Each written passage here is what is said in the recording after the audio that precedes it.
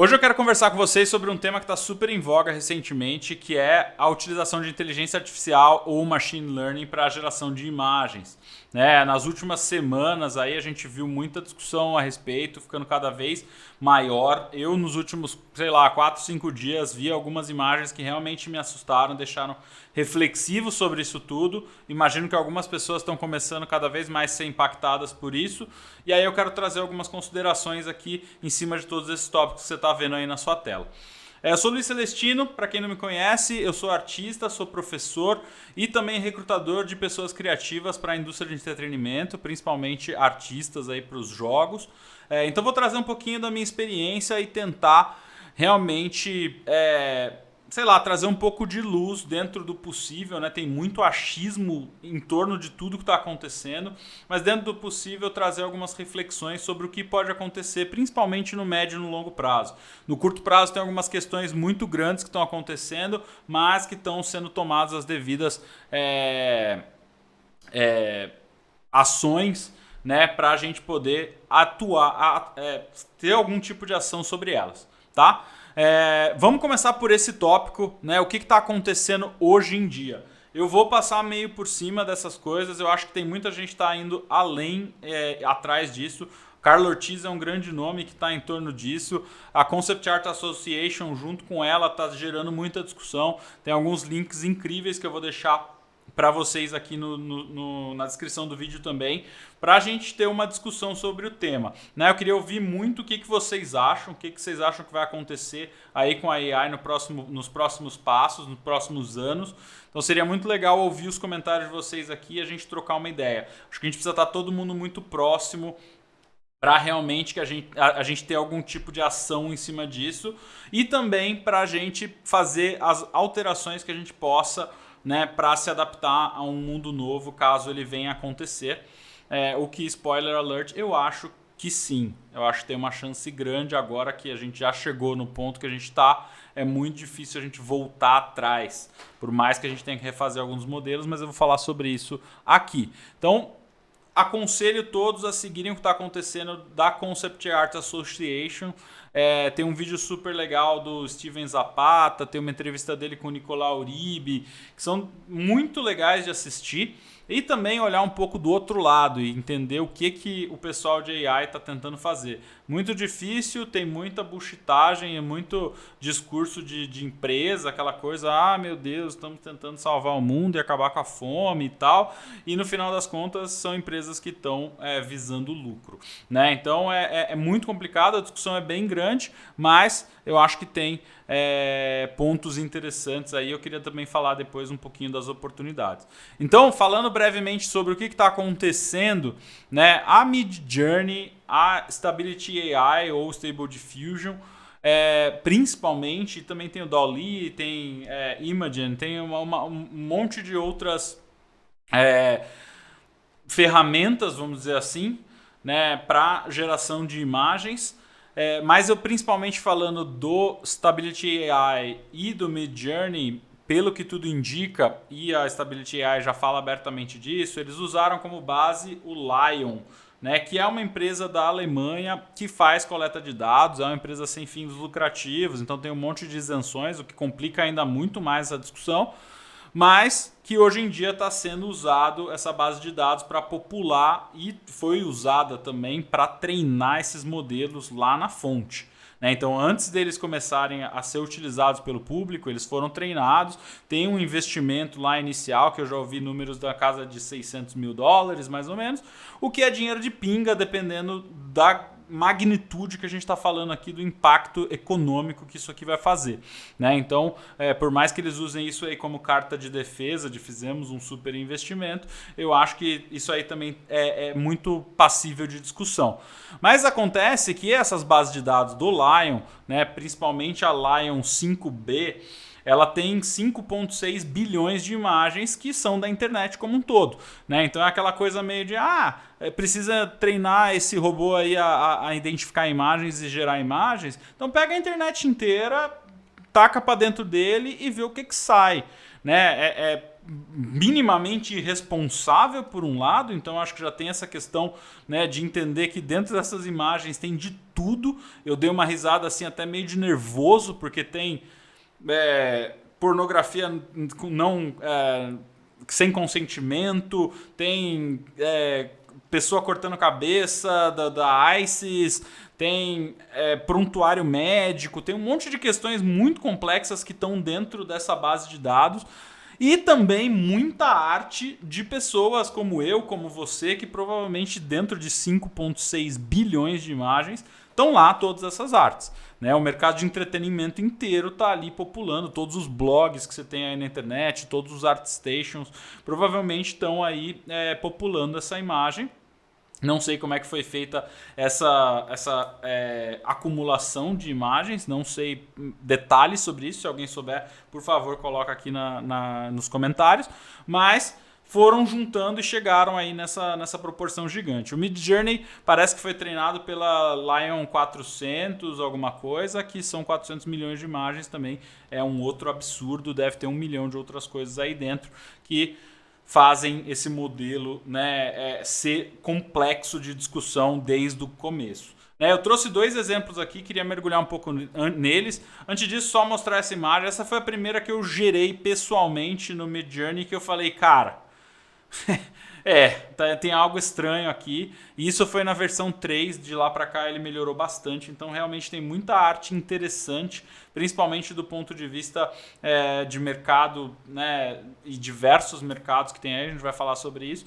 Mas realmente foi a que me assustou inicialmente. Não foi a que me assustou recentemente. Eu acabei nem trazendo elas aqui porque foram estudos de uma pessoa em específico, então não quis compartilhar. Eu peguei algumas coisas que são abertas dentro do Discord lá do Midjourney, então eu trouxe esses exemplos aqui para a gente discutir. Tá? Então os 2 primeiros exemplos que eu queria falar são esses 2 aqui de cima, né? Então a gente vê claramente a cara do Rick Grimes, lá não sei o nome do ator do Walking Dead, sendo utilizada aqui e sendo cuspida pela Midjourney. Então ela com certeza usou fotos dele para popular, né? O que já sai do domínio público, e também fotos provavelmente de Walking Dead, e zumbis em geral, mas principalmente do Walking Dead, que não é de domínio público, para gerar esse tipo de imagem. E eu no prompt tinha escrito lá que ele queria que fosse uma imagem do Rick Grimes especificamente e tal. Não lembro todos os detalhes do prompt. E essa aqui também do Moebius, né? Mobius, que morreu agora em 2012, então nem não é por nada, isso aí é cunho público. Posso estar enganado se ele tiver deixado toda a produção dele para domínio público, mas eu não fiz essas pesquisas especificamente, mas estou falando, né, pelo aquele conhecimento que a gente tem de que domínio público é 70 anos depois da morte do autor, do artista e tudo mais. Então, são já pontos que provam, e tem um exemplo muito legal que a Carla Ortiz traz nas discussões dela, principalmente numa última que foi com o pessoal de copyright do governo americano, mostrando que quando você digita Bloodborne, ele traz a silhueta exatamente quase do personagem que está no material de divulgação do jogo. Então, claramente, as bases de dados que ensinaram esses datasets, elas são comprometidas, e eu acho que sim, esse é um ponto frágil que a gente tem que cutucar mesmo. Né? Eu acho que isso foi usado de forma totalmente não pensada e irresponsável, e as pessoas que são responsáveis por isso têm que ter as suas devidas acusações legais, e seja o que for. A gente está falando de uma questão muito complicada, porque a Midjourney e a Stability AI, ou OpenAI, que é a dona desse guarda-chuva aí da Stability, pode chegar e falar, não, mas o problema é da Lion. E a Lion está na Alemanha, então não é nos Estados Unidos. Então a gente está falando de um problema de copyright internacional, né, que eu realmente não tenho visibilidade, então tem muito mais gente informada. Dito tudo isso, né, passei por toda essa parte, eu queria relevar essa história. E por que eu digo isso? Eu acho, e aí entra um pouco de achismo, eu adoraria ouvir mais opiniões a respeito e também ver isso acontecendo. Eu acho que, vamos dizer que a gente resete tudo, né? Vamos começar modelos novos do zero. Essas empresas já têm um aprendizado técnico muito grande. O modelo vai precisar aprender tudo de novo, mas eles entendem como que isso funciona e como é que eles vão popular esse modelo. Então, se eles pegarem o domínio público, todas as imagens de domínio público da internet, todas as imagens de história da arte, todos os livros de domínio público já escritos e ilustrados, né? Tem 1 milhão de coisas aí que podem entrar. Você pode ver que tem filmes, até de animação, que podem já estar entrando nisso. Eu sei que a Disney é um bicho de 7 cabeças lá que cuida bastante bem do copyright deles, mas tem muita coisa já desse século, que até 1952, né, que está entrando ali em domínio público. Até tinha uma discussão do Mickey entrar em domínio público, não vou entrar nessa tangente, mas são coisas que estão acontecendo aí no momento e que poderiam popular essa base. E eu sinceramente acho que, além disso tudo, o treinamento das pessoas é muito importante para trazer um pouquinho da cabeça, do que está visualmente na tua cabeça, para cá, né? Então eu trouxe 2 imagens aqui para ilustrar um pouquinho desse conceito. Essas 2 imagens aqui me lembram muito um artista que chama, talvez vou escrever errado o nome dele, mas Jun An, né? As informações dele vão estar aí na descrição. Essas 2 imagens lembram um pouco, né? O environment um pouco menos, mas esses shapes aqui e tal lembram um pouco do trabalho dele. E não tinha nome dele no prompt. Provavelmente, como o Lion 5B lá tem 5 bilhões de imagens, provavelmente as artes dele estão lá e foram usadas para treinar esse modelo. Não estou dizendo que necessariamente isso aí é a arte dele, mas é só um exemplo conceitual para a gente tentar entender.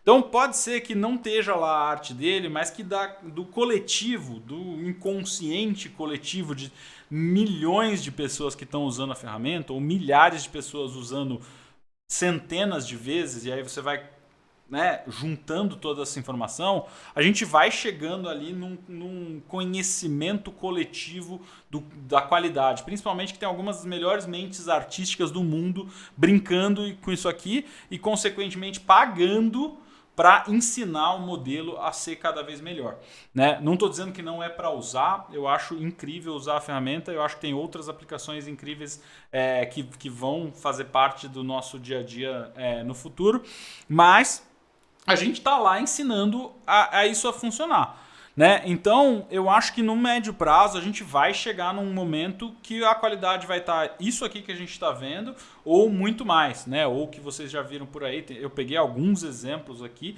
de algumas coisas mais ligadas ao meu universo realista de concept art e tudo mais, mas tem um monte de coisa incrível. Cartoonizado ainda sofre bastante, talvez até pela falta de muitas entradas ali. A gente está falando de pouquíssimos artistas versus uma base de 5 bilhões de coisas que vão tender para ser mais realistas. Então ele vai provavelmente acertar muito mais o realismo nesse primeiro momento. Mas aí as pessoas lá vão pedir, eu quero um personagem cartoonizado e tal, sei lá, um coelho policial na pegada do Zootopia. Ou ele nem vai escrever Zootopia, mas na cabeça dele tem o Zootopia. Então ele vai clicar para gerar variações em cima, e não sei se todo mundo já usou, mas quando você gera imagens do Midjourney, vem 4 imagens, e aí você pode escolher uma das 4 para gerar variações parecidas com ela, ou você pode aumentar o refinamento em uma delas se você escolher, ou todas as opções acima, né? Você pode ir clicando ali, você só vai gastando créditos da ferramenta.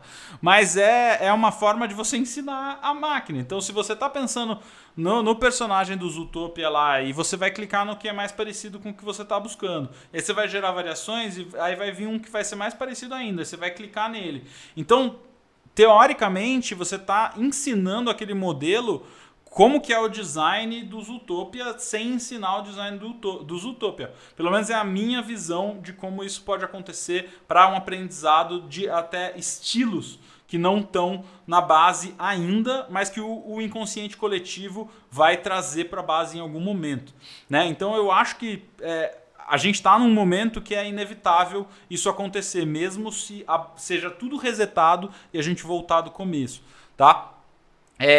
Então vamos entrar nas questões que eu acho que são relevantes dado esse cenário de que as coisas vão acontecer, tá? E a gente vai ter que lidar com isso. Primeiro momento, né, eu acho que tem uma questão muito grande de qualidade. Né? A gente vê que a qualidade está abaixo do que muitos artistas do mercado estão fazendo, né? Ilustradores que estão por aí, concept artists e tudo mais. E a gente vê a IA, eu vou falar nisso um pouco depois, indo para outros meios também.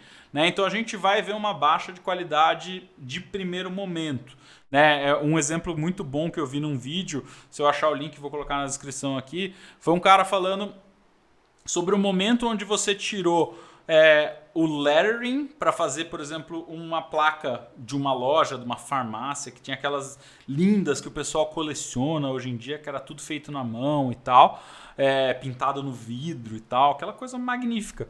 E aí depois você começou a imprimir as coisas e fazer meio de qualquer jeito, e a gente virou essa estética genérica, minimalista às vezes, em alguns sentidos, que a gente tem hoje em dia, né? Essa coisa bem, os prédios quadradinhos e tal, essa forma de produção que ela, em termos de qualidade, ela é pior, em termos de eficiência de produtividade ela é melhor. Né? Então eu acho que a gente vai ter a mesma questão em muitos mercados. A gente vai acabar indo para soluções meio genéricas, que são melhores do que algumas coisas que você encontra pelo mercado, mas são piores do que se você pagasse realmente pessoas especialistas para fazer aquilo. Né? Então eu acho que tem uma questão a ser levada em consideração.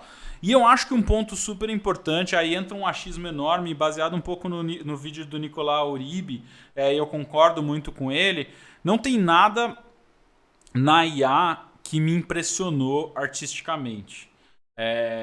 Me impressiona que foi uma inteligência artificial que fez. E tem umas coisas bonitas. Essa imagem, por exemplo, eu acho as cores dela super bonitas e tal, né? Tem o desenho, tem umas linhas muito bacanas. Esse aqui, por exemplo, ficou super interessante, né? Uma pegada meio do Arcane, puxando de várias fontes aí e conectando. Eu vi uma imagem do Dave Raposa hoje também que me lembrou isso um pouco, então deve ter um monte de coisa plugada aí também trazendo essas questões.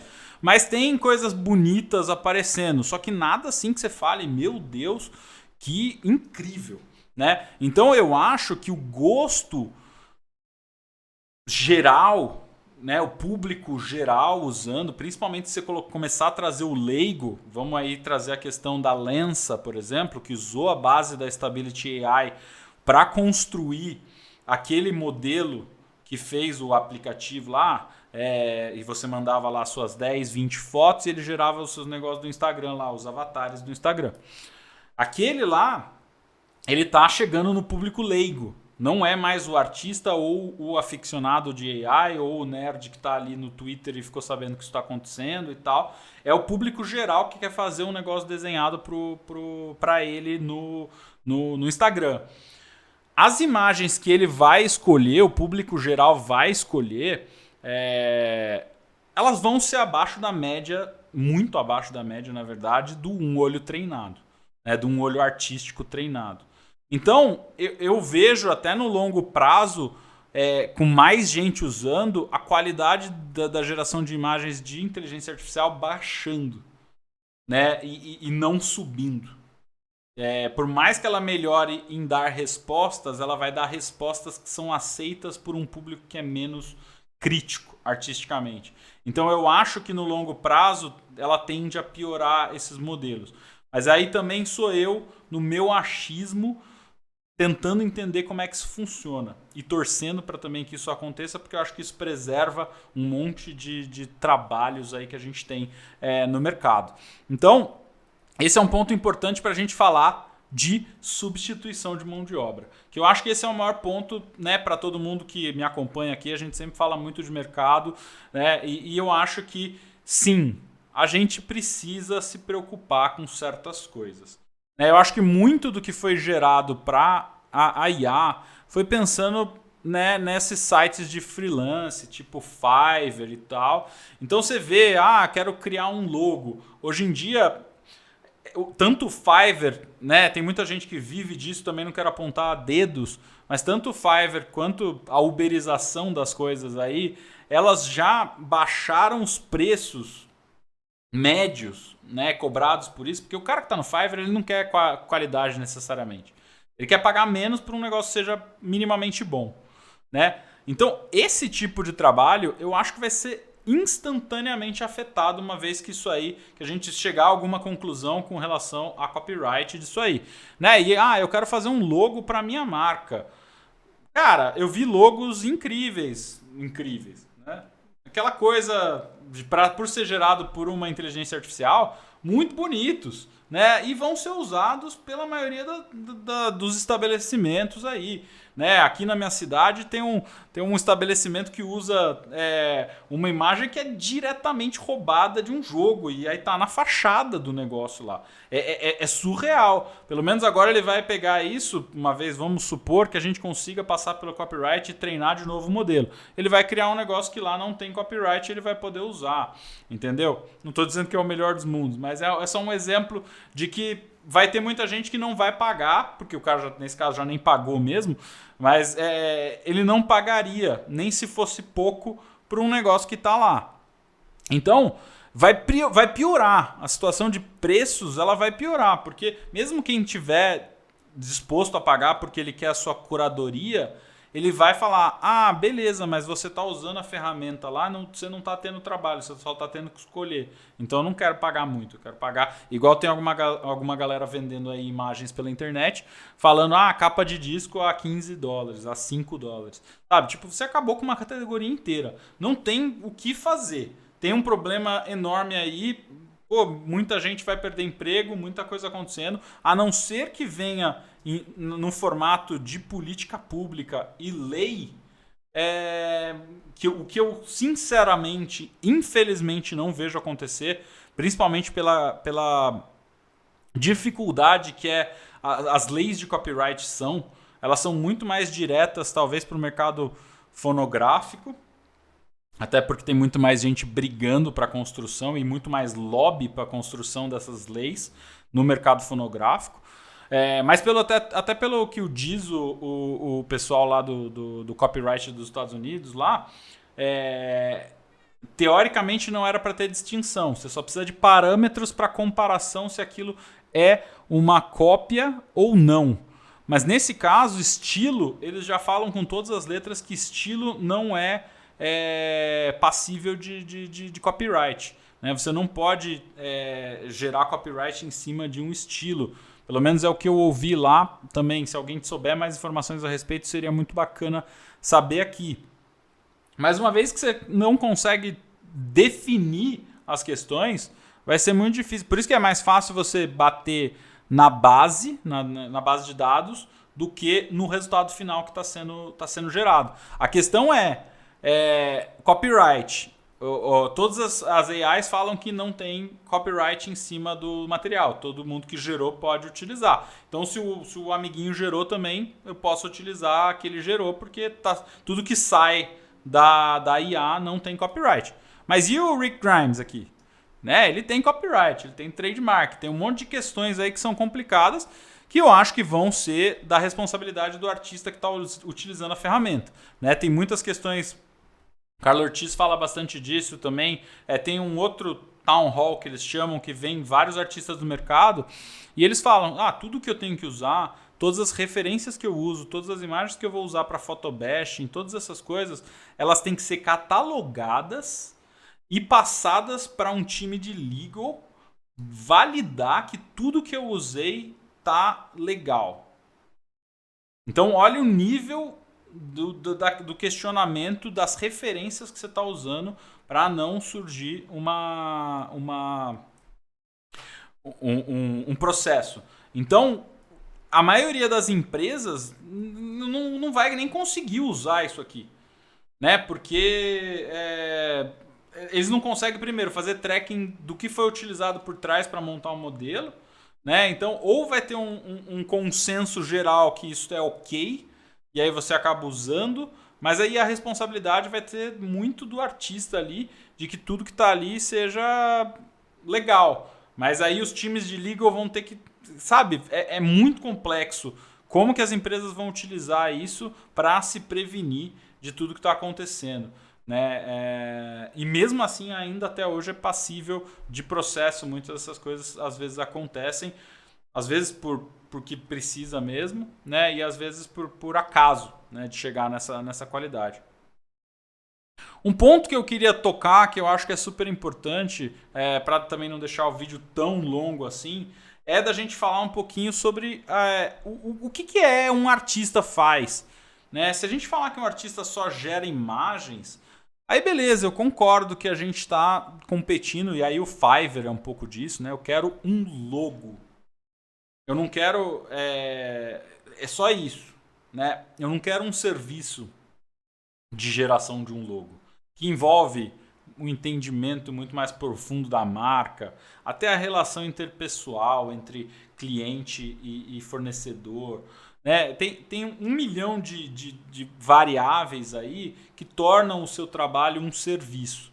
Eu vou trazer para o contexto de arte, para jogos, né? Que você pensar numa ilustração ou um concept dentro de uma empresa de jogos, ela é muito mais um serviço, principalmente o concept que não é produto final, é muito mais serviço de solução de problemas através de ferramentas visuais do que a venda de um produto final. Né? Você está lá influenciando o game design daquele jogo, você está até inspirando o pessoal da programação com o trabalho que você está fazendo, e não precisa ser o trabalho final, pode ser ele passar atrás da tua mesa e você tá lá fazendo e ele vir olhar e conversar e não sei o que e tal.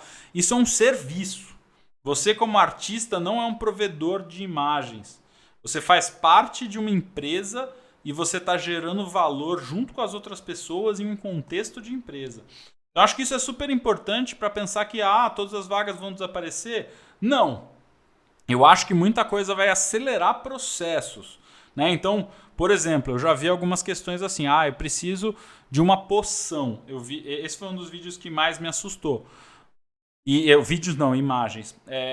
E o cara postou lá 300 poções, né, num sheet assim. Que, lógico, tem uma curadoria enorme dessa pessoa, gerando um monte de variações, gerando um monte de prompts diferentes e tal, mas que uma pessoa só gerou. Se ele fosse pintar aquilo tudo, ele levaria no mínimo uns 3, 4 meses pintando todas aquelas imagenzinhas. Sabe? Então, isso vai acelerar muito o processo, principalmente para empresas que têm um caráter um pouco mais genérico. Acho que isso é super importante. O mercado de jogos e muitas das imagens que a gente vê aqui e tal, elas têm um caráter um pouco mais genérico. Né? A gente acabou indo muito mais para essa direção e eu acho que isso... esse mercado vai ser muito prejudicado de cara, né? Vai ser o primeiro a ser muito prejudicado. Porque até, vamos pensar na indústria de games ainda, uma vez que o jogo foi lançado, aí eu acho que vira muito mais produto do que serviço. Que o Live Ops, na verdade, ele está servindo um produto que é uma mentalidade ali de crescimento do jogo e tudo mais. Não necessariamente esse é o melhor tipo de Live Ops que existe, mas um Live Ops de uma empresa, né, mais de mobile e tal, que é mais gerar pop-ups, gerar vendas e tudo mais, ele é muito mais automatizado e muito mais ligado a produto, gestão de produto, do que realmente de cunho criativo. Né, apesar de ter muitos lados criativos importantes também. Mas eu acho que nesse caso ele acaba se tornando um pouquinho mais para o lado do produto do que do serviço. Então essas coisas eu acho que vão ser extremamente impactadas. Né? A gente está falando aí de AI gerando animação, gerando vídeo, né? Gerando 3D. Né? Tem alguns vídeos interessantes da NVIDIA e da Ubisoft, dessa ferramenta de animação da Ubisoft, que, cara, isso aí no curto prazo, no curto, digo, 2, 3 anos, isso vai ficar muito robusto, principalmente se os modelos continuarem usando um monte de material de copyright e continuarem construindo em cima do momento que eles já estão, eles não tiverem esse reset. Então a gente vai chegar num momento que vai ser muito complicado para algumas dessas áreas competir com isso. Né? O commission, por exemplo, não sei nem se eu escrevi certo aqui, eu acho que não, e o self-publishing, né? Você ser um artista independente, eu acho que é um pouco das duas coisas. Né? Então cabe a cada um aí questionar e eu queria ouvir um pouco de vocês também, se faz sentido até tudo que eu estou falando. Cabe a cada um de vocês questionar, você é um produto ou um serviço? Sabe? E como você se torna mais um serviço? E não precisa ser um serviço do ponto de vista de prestar um serviço, mas até de ter uma conexão pessoal mais forte. Né? Eu vou falar um pouquinho disso na valorização da arte tradicional, né? Aqui um pouco mais para frente. Mas eu acho que tem tudo a ver com, principalmente com o artista independente. De, quem é você como produto em geral? Né? Como artista gerador de conteúdo. Né? A pessoa que te segue depois vai comprar o teu print, o teu broche, o teu material e tudo mais, ela te segue por quê? O que ela gosta do teu dia a dia, de que você compartilha, que ela valoriza? Não é só o produto, muitas vezes. Pelo menos essa é a minha opinião de quem está um pouco longe do mercado de commission, né, e mercado independente. Mas seria muito legal ouvir de vocês também. Eu acho que é mais do que isso. E aí a conexão humana, para aquela pessoa que quer só um quadro para pendurar na parede, que hoje em dia é super também tratado de uma forma bem industrial aí pela maioria dos sites que você vê na internet. Tem muita gente que vive disso, que ganha dinheiro, que gera esse tipo de material. E gera para um monte, né? Estampa de camiseta, por exemplo. Mas isso foi tanta gente fazendo por muito tempo que gerou uma industrialização muito grande em torno do negócio. Então aí o produto vai ficar cada vez mais desvalorizado. Imagina o que dá para gerar de estampa de camiseta aí com AI e tudo mais, né? Lógico, não as super criativas e interessantes que a gente vê por aí, mas as genéricas. Sempre a arte genérica vai estar em risco. E tem muita coisa que paga a conta de muita gente aí que é genérico, né? Por mais que a gente queira discordar disso. Então tomar cuidado com isso e só pensar, você é realmente mais um produto ou mais um serviço hoje em dia. Tá? Em termos de políticas públicas e leis, legislação, tem uma discussão do Nathan Fawkes interessante. É o último vídeo que ele falou a respeito disso, vou deixar na descrição aqui também, que é complicado. Né? Eu acho que a gente entra muito nas questões aí de o que é fanart, como que as pessoas de fanart usam propriedade intelectual para vender coisas e gerar dinheiro, né? De onde estão vindo as referências, quais referências você está usando para suas coisas. Eu acho que tem muitas questões que são delicadas, que uma vez cutucadas do ponto de vista de copyright, vão ser difíceis realmente. Eu entendo, eu acho que muita gente discordou, talvez até do Nathan Fawkes, do posicionamento um pouco mais... né, falando, não vamos fazer quase nada a respeito, pelo menos foi o que eu entendi do posicionamento, mas por outro lado, eu acho que é muito difícil. Eu acho que tem questões muito complexas, por isso que eu também não vou me estender em cima disso. Eu acho que tem muita coisa legal sendo feita aí pela Concept Art Association, vou ficar de olho. Se aparecerem outras coisas interessantes, eu trago aqui para vocês. Tá? E eu queria falar um pouquinho, super rápido, de oportunidades que eu vejo. Né? Principalmente aí vou trazer um pouco do viés da arte que eu gosto e do tipo de conteúdo que eu consumo. Né? Eu vejo algumas oportunidades, eu tenho visto... Né, muito de história da arte, você vê até nos sites dos Midjourney, assim, falando como melhorar o seu prompt. E é lógico que eles não vão colocar o nome do artista atual, que eles sabem que eles estão infringindo copyright, né? Eles vão colocar lá artistas antigos. E aí, além de ter os Monet, Van Gogh, essas coisas que são mais genéricas, sabe? Eu já vi Sargent, eu já vi Alma Tadema, sabe? Winslow Homer. Eles estão indo para uma área...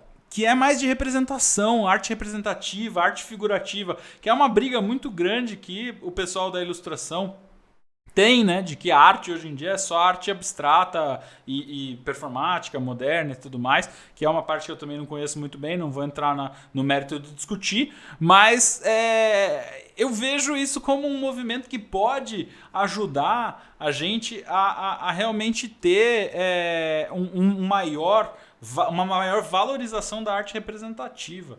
Né? Então, as pessoas que vão imaginar os seus sonhos, o castelo X pro RPG, ou até, que nem eu vi aqui nessa imagem aqui embaixo, né, que e se o Game of Thrones fosse na América Latina em 1200? Não necessariamente essa arquitetura é correta da América Latina do 1200, mas é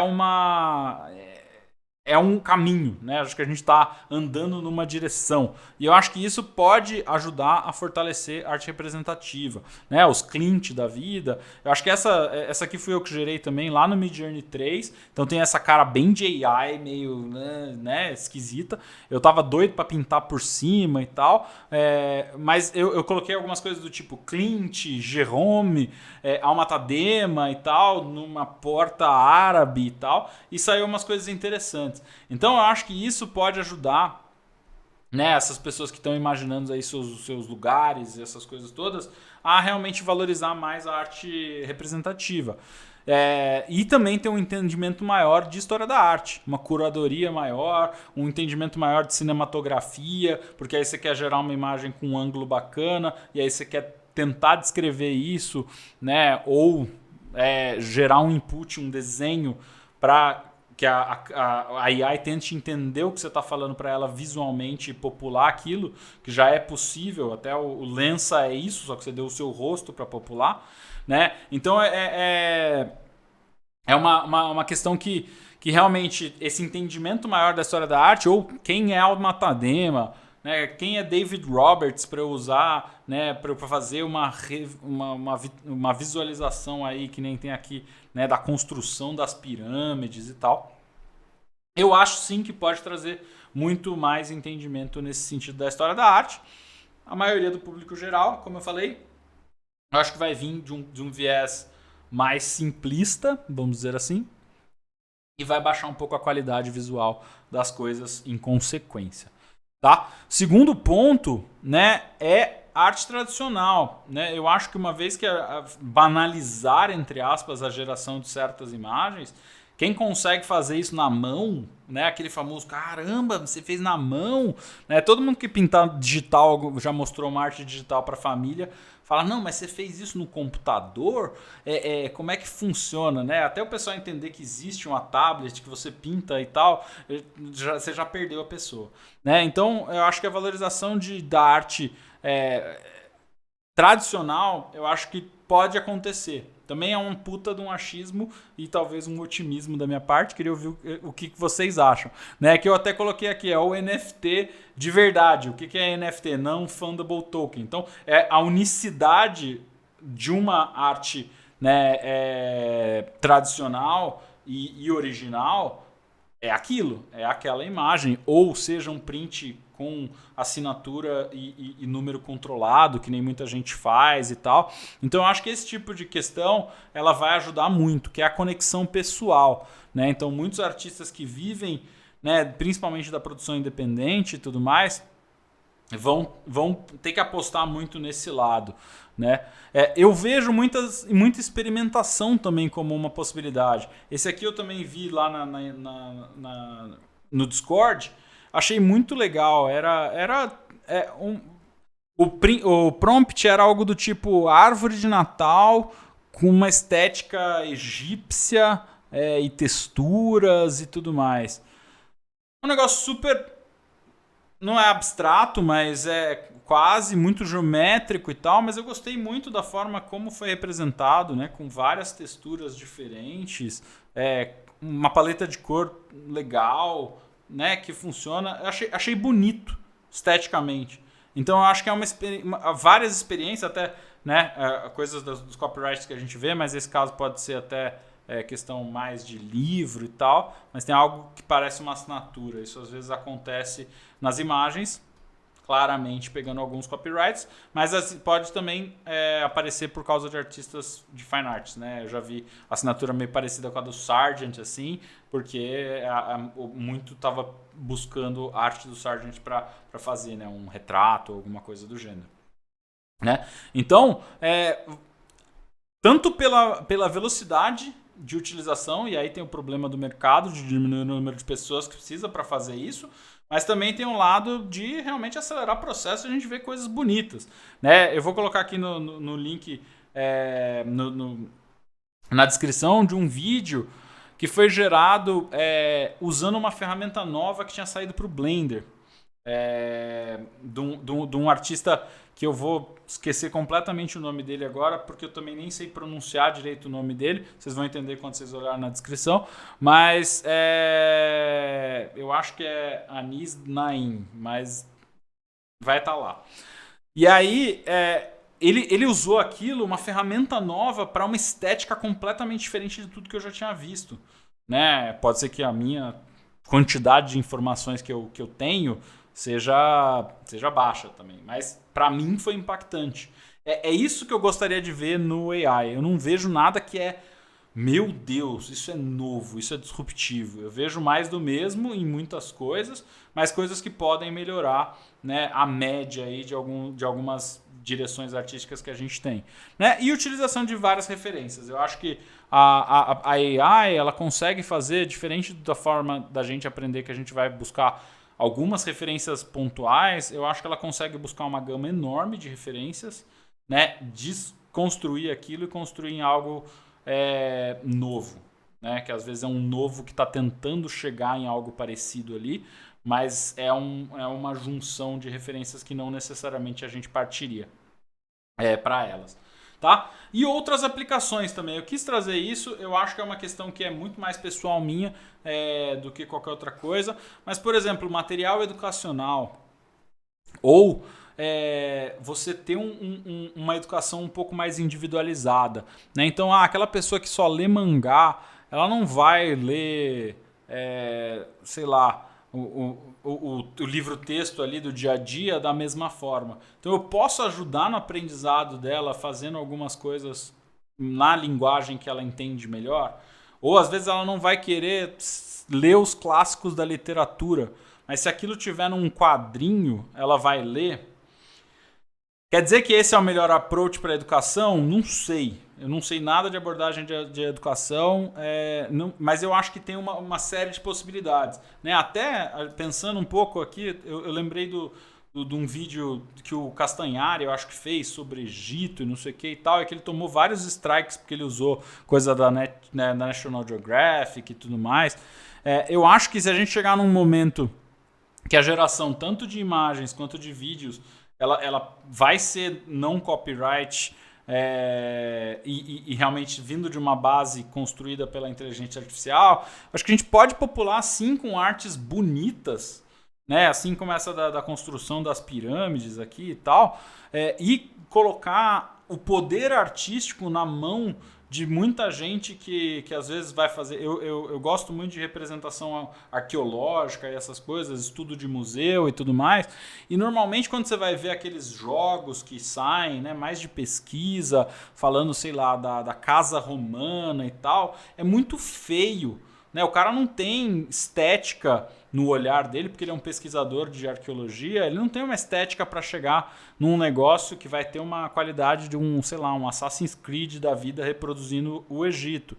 Mas ele tem a mentalidade ali do pesquisador, entendendo o que precisa. E se ele vê uma coisa, provavelmente ele pode falar, putz, eu acho que era isso, nessa direção poderia estar um pouco mais próximo do que eu estou tentando representar. Então eu acho que a gente pode abrir várias portas para a utilização de imagem. O Nicolau Uribe fala isso no vídeo dele.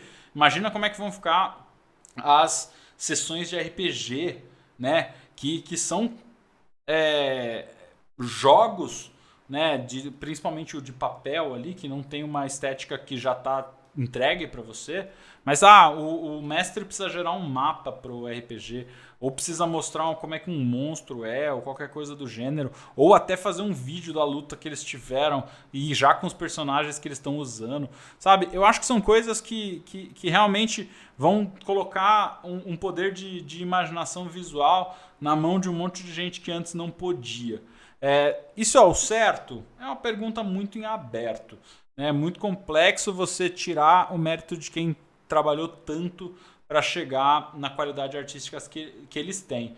Mas assim, aí é uma discussão acho que um pouco maior, né? Muito do que eu discuto sempre aqui no canal, a questão até do vídeo sobre como desenhar qualquer coisa, de você pensar mais, né, aquela questão da visita, você ter curiosidade, todo o processo artístico, ele ele é uma recompensa em si só, né? Eu acho que tem muito essa questão de você ser um serviço, o serviço da curadoria está enorme dentro disso, né? Então você usando uma ferramenta de inteligência artificial, você tem que ter uma curadoria muito grande e fazer trocas, fazer edições em cima para você chegar em algo que seja realmente novo. E isso vai precisar de muita referência pessoal. E eu acho que aí nesse ponto, né, é muito grande. O processo artístico ele é determinante para você ter essa referência, né? O olhar. Aí eu vou. Mais um achismo, queria ver a opinião de vocês também. O olhar e o gosto, apesar deles andarem em descompasso através do desenvolvimento artístico, eu acho que eles se reforçam. Então é muito difícil alguém ter um olho tão treinado quanto um artista que fez aquilo, que passou pelo processo. Principalmente, e aí eu acho que é só através do processo artístico para ter isso, que é a sensibilidade, os críticos de arte podem discordar, que eu acho que é a sensibilidade de entender o que está por trás de uma pincelada, por trás de uma expressividade ali e tal, que eu acho que vem muito do fazer, né? Isso sem entrar em outras esferas até da própria, né, do processo artístico como processo terapêutico e de desacelerar e tudo mais, que aí a inteligência artificial, para quem já entrou no Discord do Midjourney, é inundado por 1 milhão de informações, é 1 milhão de informações ruins também. Eu acho que às vezes olhar muito mais para a natureza para fazer um desenho vai te desacelerar. Mas isso é papo para outra conversa, esse vídeo já está longo o suficiente. Espero ter trazido um pouquinho aí da minha visão. Vou deixar aqui no final do vídeo também o vídeo sobre como desenhar qualquer coisa, que eu falo um pouco dessa questão da visita, da criatividade, se você tiver interesse. Mas por enquanto é isso. Se gostou desse vídeo, deixa o like, compartilha. Eu acho que essa é uma conversa que tem que chegar a mais pessoas para a gente trazer mais gente para a discussão. Principalmente porque eu acho que isso vai impactar não só os artistas, mas muitas outras áreas aí no médio prazo, principalmente com a velocidade que as coisas estão acontecendo. Você vê linguagem de programação, até robô já fazendo programação. Tem um monte de coisa acontecendo que eu acho que é legal a gente ter a mente aberta e conversar a respeito. Beleza? É isso e nos falamos aí num próximo vídeo. Obrigado pelo tempo e até mais.